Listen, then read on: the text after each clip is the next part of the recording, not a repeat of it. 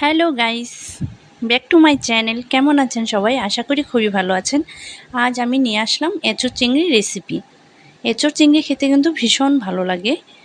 এইভাবে রেসিপিটা বানালে খুব সহজেই হয়ে যায়। এর জন্য আমি এখানে প্রথমে একটি মশলা বানিয়ে নিচ্ছি।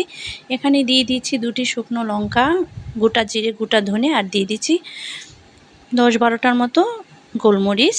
এগুলোকে একটু সামান্য শুকনো খোলায় ভেজে আমি এগুলোকে ব্লেন্ড করে নেব। এখানে প্রেশার কুকারে তাড়াতাড়ির জন্য আমি লবণ হলুদ দিয়ে এঁচোড়টাকে সিদ্ধ করে নিচ্ছি। খুব বেশি সেদ্ধ করা যাবে না, আমি এখানে সিটি দেব না। প্রেশার কুকারটাকে ঢাকনাটা জাস্ট লাগিয়ে একটু সেদ্ধ করে নেব।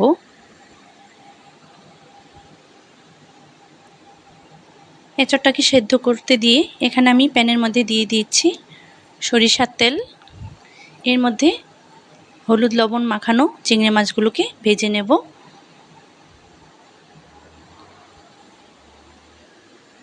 চিংড়ি মাছগুলোকে আমি একটু লাল লাল করে ভেজে নিলাম। এবার মাছগুলোকে নামিয়ে নিচ্ছি। এইভাবে বানালে কিন্তু এঁচোড় চিংড়িটা খুব সহজেই এবং খেতেও কিন্তু ভীষণ ভালো লাগে, ঝটপট হয়ে যায়। এবার আমি আবারও তেল দিয়ে দিচ্ছি। এরপর এঁচোড়গুলোকে আমি ভেজে নেব। এঁচোড়টাকে আমি 10 মিনিটের মতো এভাবে নাড়াচাড়া করে লবণ দিয়ে ভেজে নিচ্ছি।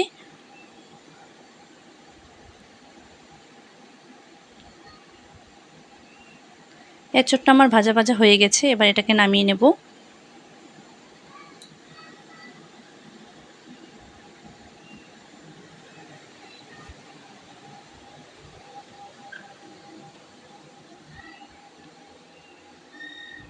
এবার প্যানের মধ্যে আবারও দিয়ে দিচ্ছি সরিষার তেল। এর মধ্যে আমি এবার আলুগুলোকে লবণ দিয়ে ভেজে নেব। আলুগুলোকে লাল লাল করে ভেজে নিয়েছি, এবার নামিয়ে নিলাম। এবার এই তেলে দিয়ে দিচ্ছি গোটা জিরে, গোটা গরম মশলা, এলাচ আর দারুচিনি আর তেজপাতা। এবার দিয়ে দিচ্ছি পেঁয়াজ কুচি। পেঁয়াজটাকে একটু আমি ভেজে নেব ব্রাউন কালার করে।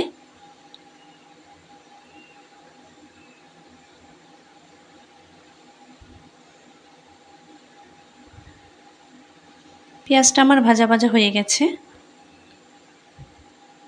খুব বেশি ভাজার দরকার নেই, একটু ব্রাউন কালার হলেই হয়ে যাবে।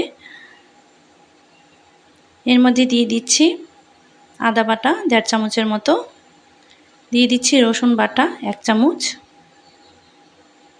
আর দিয়ে দিচ্ছি কাঁচা লঙ্কা বাটা 1 চামচ। এখানে আমি একটু সামান্য রসুন পেস্ট করে রেখেছিলাম, সেটুকু এখানে দিয়ে দিলাম। 1.5 চামচের মতো রসুন বাটা, আদা বাটা দিয়ে এবার ভালো করে কষিয়ে নেব।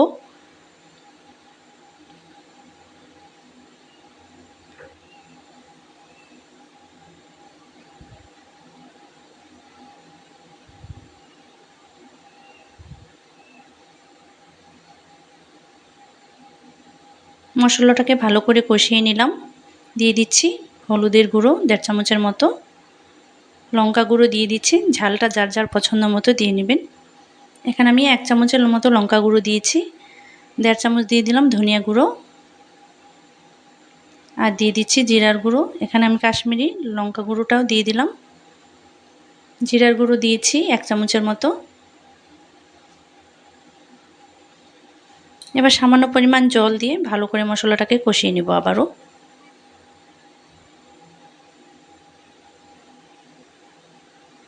সামান্য একটু চিনি দিয়ে দিলাম। চিনিটা দিলে মশলাটা কষানোর সময় কালারটা ভালো আসে। দিয়ে দিচ্ছি স্বাদ মতো লবণ। এবার ভেজে রাখা আলুগুলোকে এর মধ্যে দিয়ে ভালো করে কষাবো।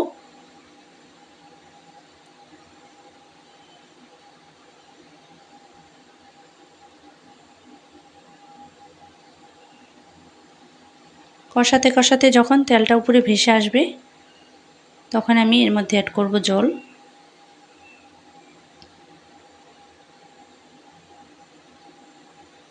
সামান্য পরিমাণ একটু জল দিয়ে দিলাম। এবার দিয়ে দিচ্ছি এঁচোড়গুলো, আমি এর মধ্যে দিয়ে দিয়েছি আর দিয়ে দিলাম জল। এবার ভেজে রাখা চিংড়ি মাছগুলো এর মধ্যে দিয়ে দিলাম। এবার যে মশলাটা ভেজে রেখেছিলাম সেই ভাজা মশলাটা পুরোটাই আমি এর মধ্যে দিয়ে দিলাম। মশলাটা ভালো করে মিশিয়ে দিচ্ছি। এবার আমি ঢাকনা দিয়ে কাঁচামরিচ দিয়ে দিলাম, ঢাকনা দিয়ে রান্না করব 5 মিনিটের মতো। 5 মিনিট পরে দেখুন আমার এঁচোড় চিংড়িটা হয়ে গেছে। নামানোর আগে আমি এখানে ঘি আর গরম মশলাটা দিয়ে নামিয়ে নিলেই আমার এঁচোড় চিংড়ি রেডি। এভাবে ভালো লাগলে অবশ্যই বাড়িতে রান্না করে দেখবেন। আর ভিডিওটা ভালো লাগলে অবশ্যই লাইক করে দিন আর শেয়ার করে দেবেন। আর চ্যানেলে যারা নতুন আছেন তারা চ্যানেলটাকে অবশ্যই সাবস্ক্রাইব করে আমার পাশে থাকবেন। ঘি গরম মশলা দিয়ে নামিয়ে নিচ্ছি এঁচোড় চিংড়ি।